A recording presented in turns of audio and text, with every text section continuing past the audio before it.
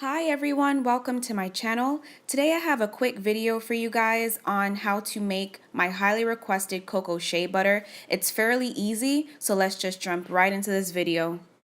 For this recipe, you will need 1 cocoa butter stick, some African shea butter from your local beauty supply, an essential oil. In this video I'll be using Tangerine, pure Rosehip seed oil, which is very moisturizing for the skin and hair, vitamin E oil, which is also good for your skin and hair, walnut oil, which is very moisturizing and very light, and last but not least, some olive oil for the hair.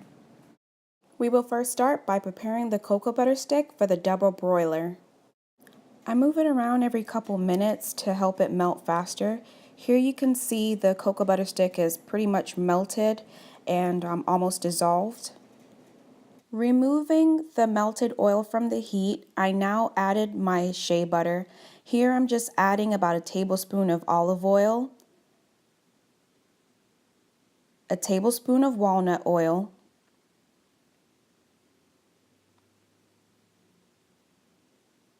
about a tablespoon of the vitamin E oil, and 10 drops of pure Rosehip seed oil. I don't measure any of this out.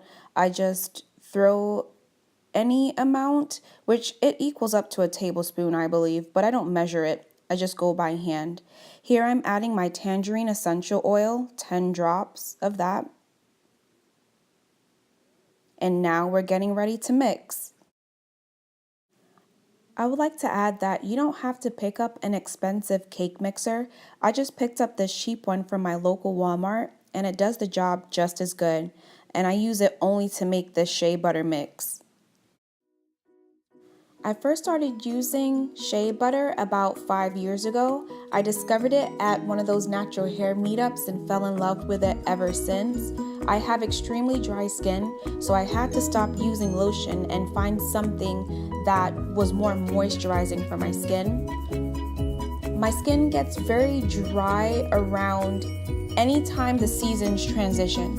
For instance, if we're transitioning from fall to winter or winter to spring, my skin gets very dry within those time frames, so I had to stop using lotion and find something more moisturizing.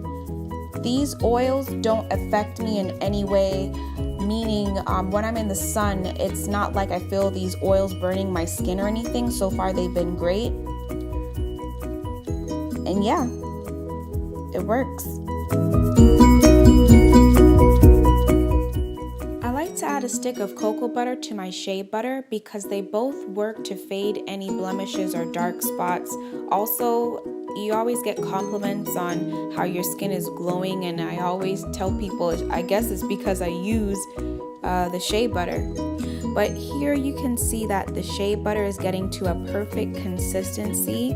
I have been mixing it for about 5 to 10 minutes and I'm just looking for it to be a little more smoother. So I'm just going around with the mixer and making sure I get rid of any lumps that I see, trying to get it as smooth as possible.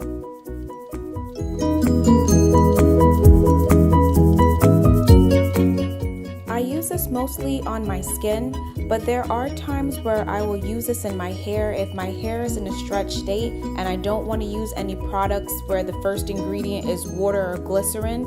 I'll stick to my shea butter so my hair will stay stretched. Here I'm checking to see if my skin is glowing. If it is, I know that I used the right amount of oils and don't need to add any more.